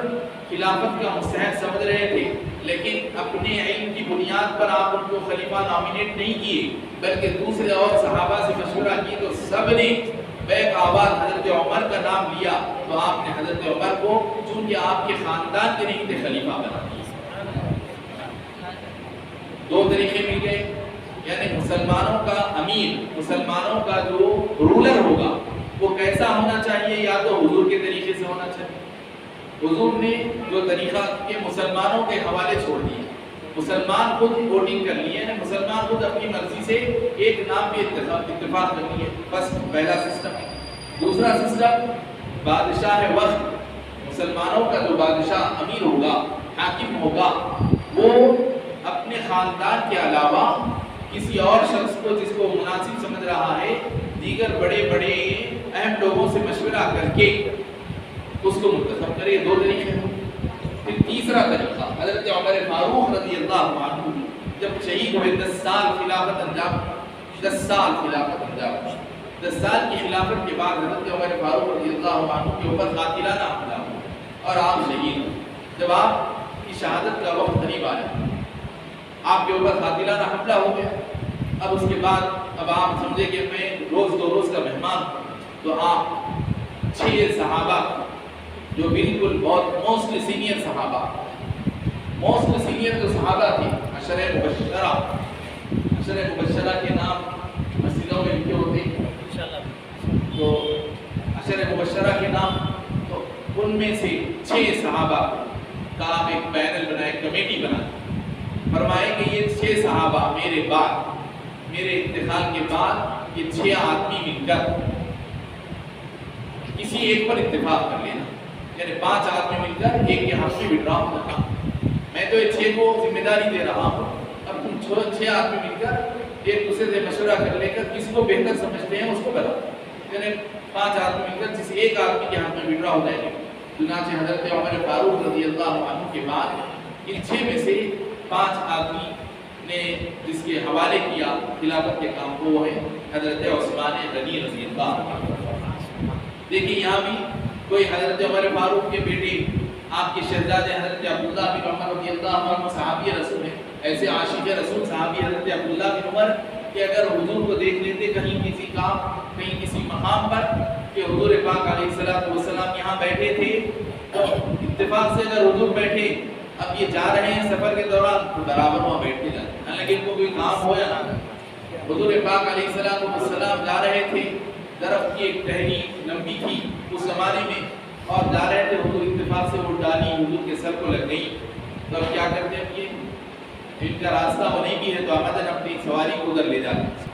کے اس ڈالی سے اپنے سر کو ٹچ کروا کے گزرتے. دیکھیے آپ سنت کی کیسی اتباع. حضرت عبداللہ بن عمر رضی اللہ عنہ عاشق رسول کہ حضور کی اتباع،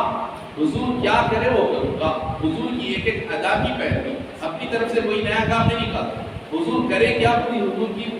ہسٹری اپنے سامنے رکھتے، حضور کی پوری بایوگرافی اپنے نظر میں رکھتے، حضور یہ کرتے لہذا میں یہ کروں گا.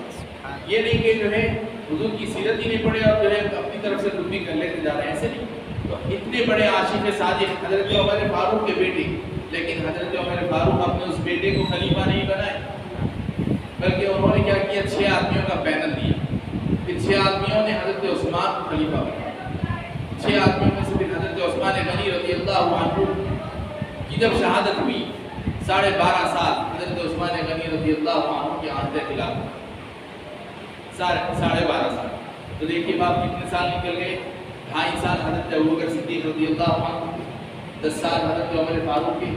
تو یہ اس طرح 12.5 سال، اور پھر 12.5 سال حضرت عثمان غنی کے، اس طرح 25 سال یہ پورے ہو گئے. اب اس کے بعد حضرت عمر جو 6 آدمیوں کا پینل بنائے تھے،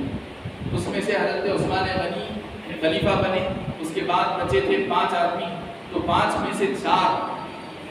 حضرت عثمان غنی کی شہادت سے پہلے، 5 میں سے 4 کا وصال ہوا. جو 4-5 تھے، اب اس میں سے بچے ہوئے تھے. حضرت عثمان غنی کی شہادت جب ہوئی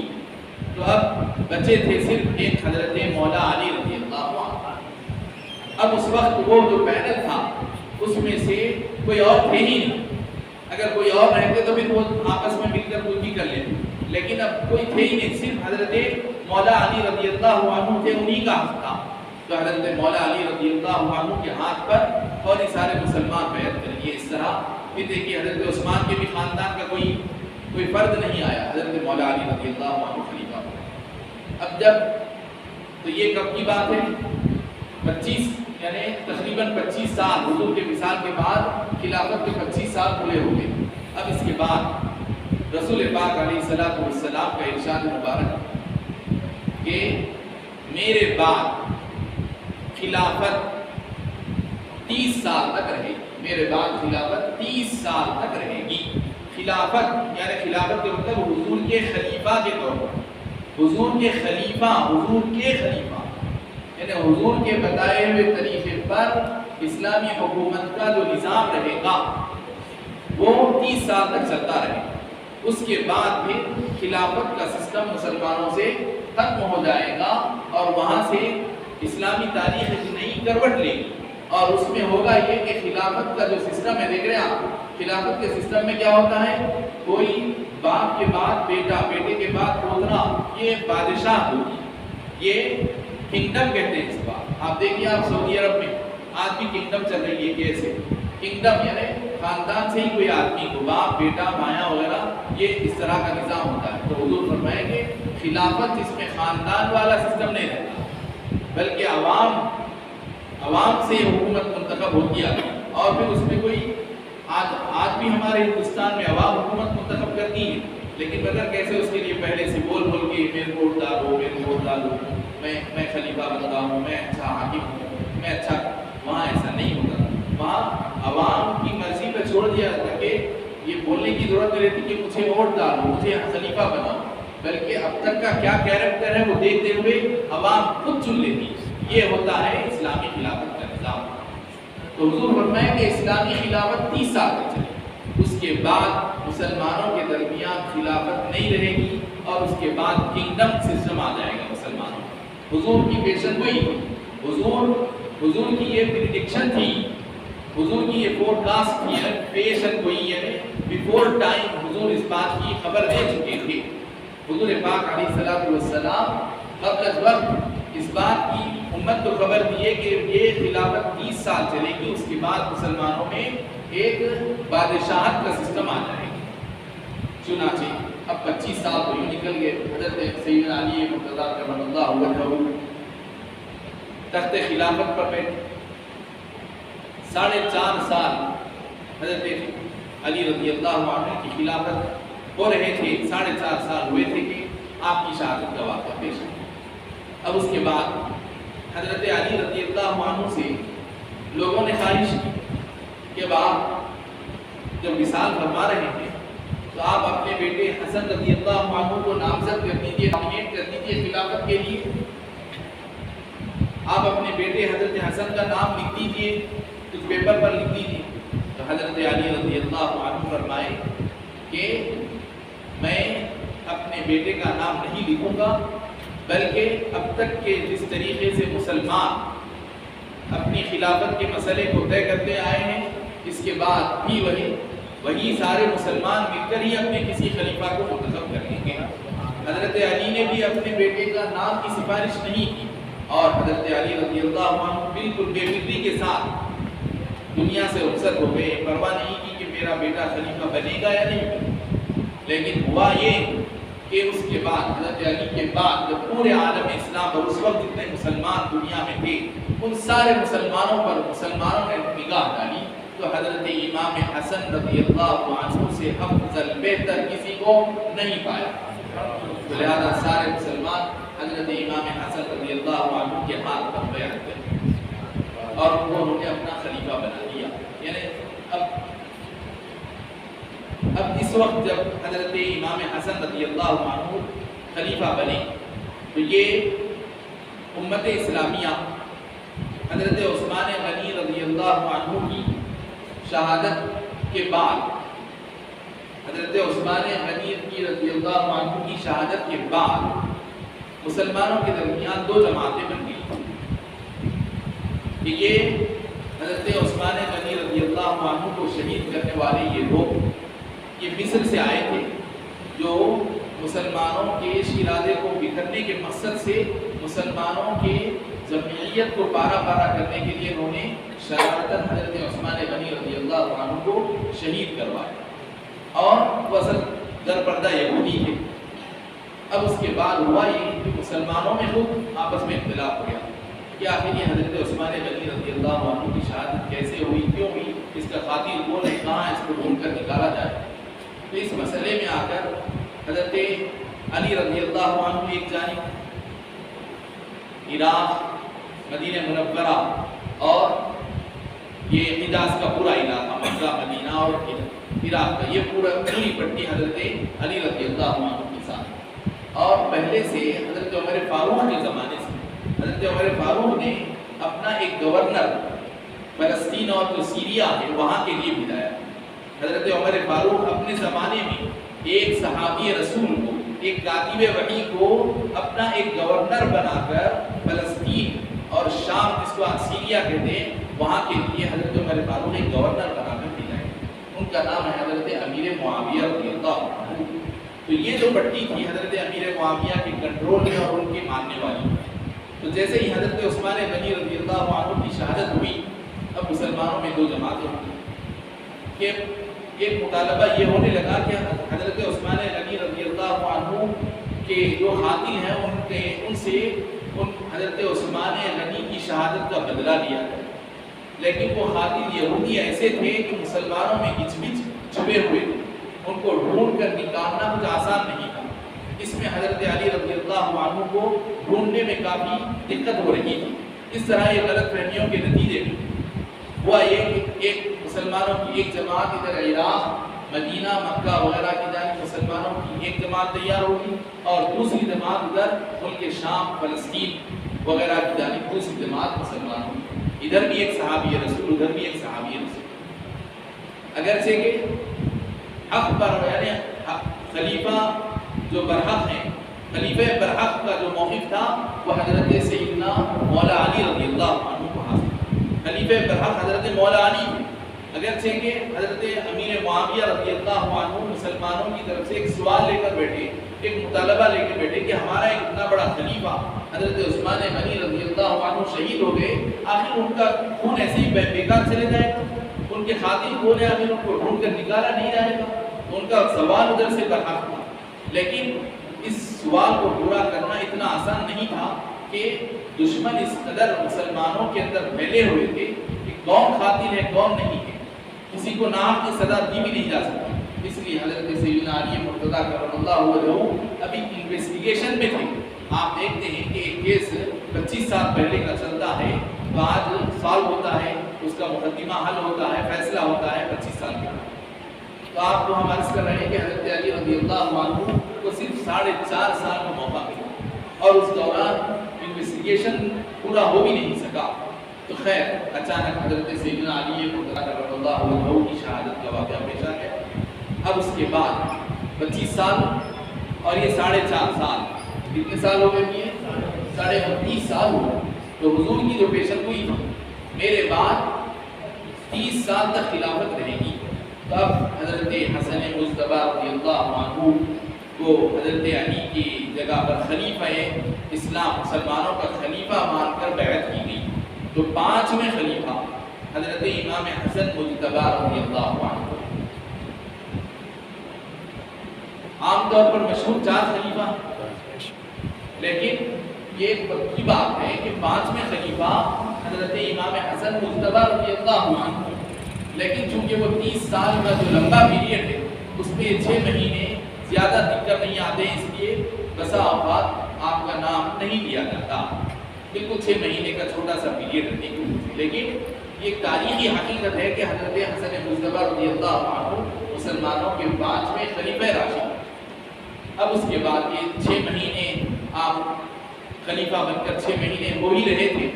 اچانک 6 مہینے ہو گئے، حضرت امام حسن رضی اللہ عنہ خلیفہ بنا دیے گئے، آپ کو خلیفہ چن لیا گیا اور آپ پوری ذمہ داری سنبھال رہے ہیں. مکہ، مدینہ، حجاز اور یہ عراق کا کوفہ اور بصرہ،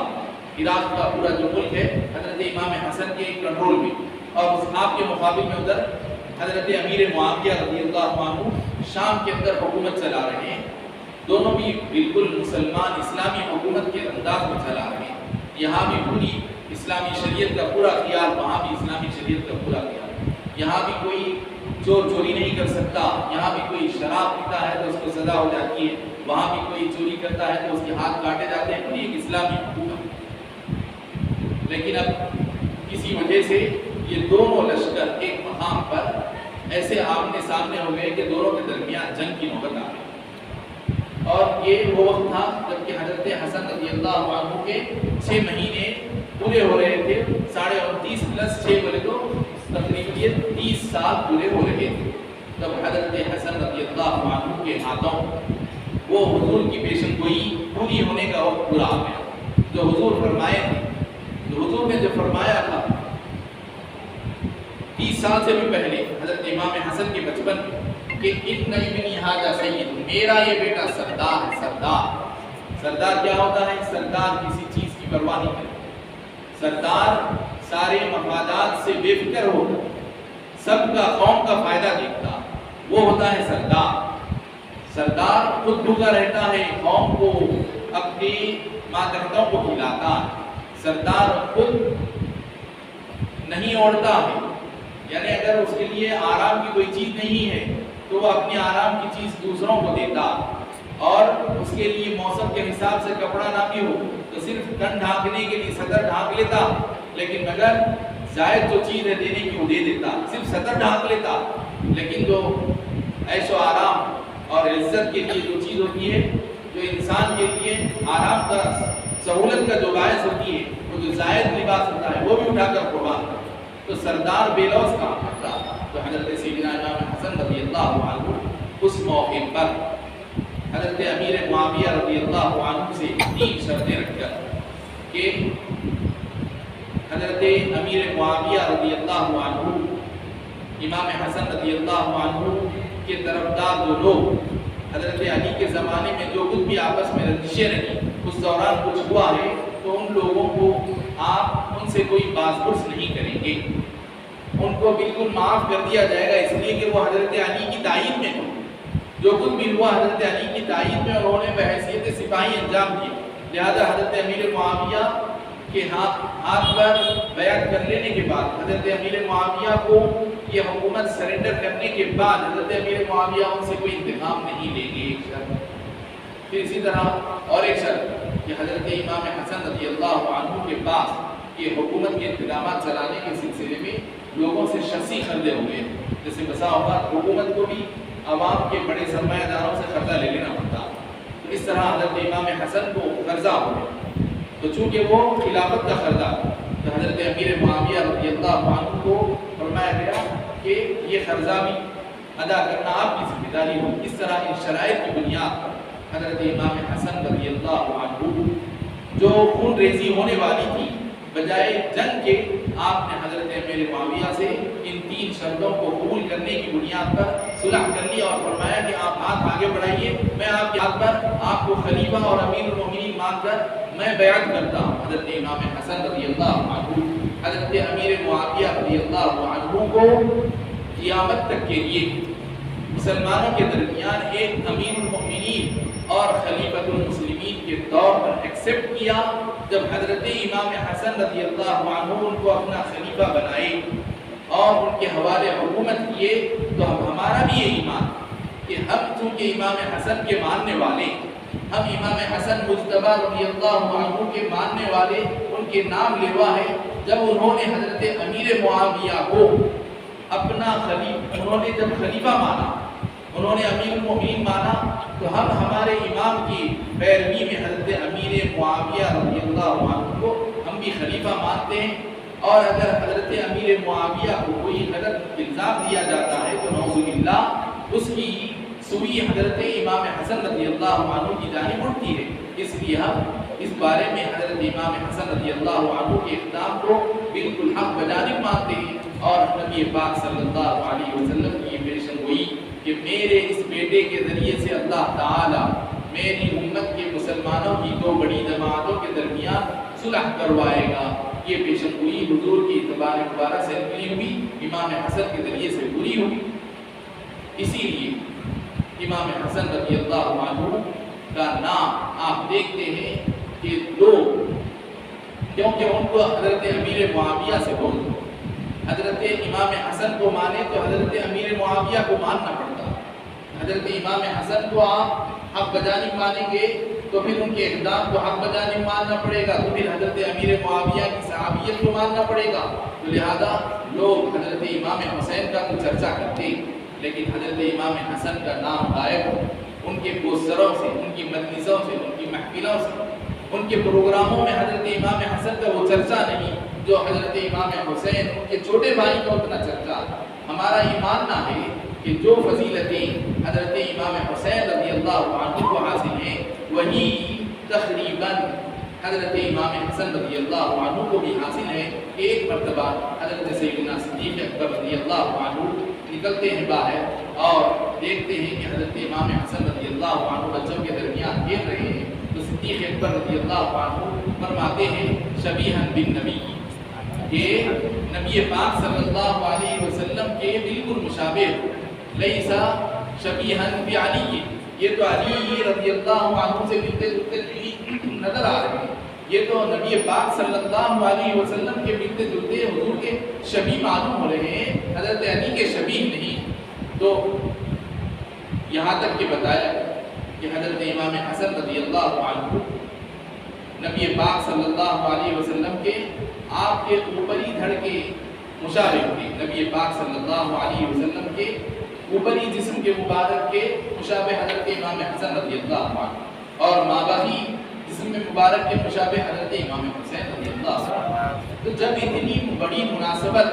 قربت دونوں کو حضور سے ہے تو ایک کا چرچا کرنا، ایک کا ذکر کرنا، ایک کا نام لینا، ایک کے نام کی دعائی دینا اور دوسرے کے نام کو بالکل پس پشت ڈال دینا، ان کا ذکر تک نہیں کرنا، اپنی محفلوں میں ان کو جگہ نہ دینا، یہ امام حسن رضی اللہ عنہ کے ساتھ ایک طرح کا بوجھ ہے۔ قیامت کے روز ان کو جواب دینا ہوگا، اگرچہ خیر دنیا تو یوں ہی گزر جائے گی لیکن مگر یہ ان کی حقانیت کی دلیل نہیں،